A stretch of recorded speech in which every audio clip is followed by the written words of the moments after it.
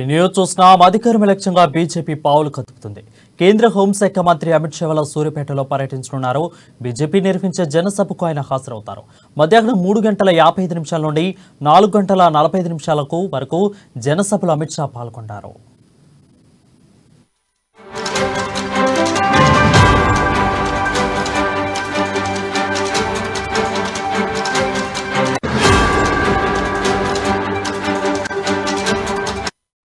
Breaking news చూస్తున్నాం. అధికారం లక్ష్యంగా బీజేపీ పావులు కదుపుతుంది.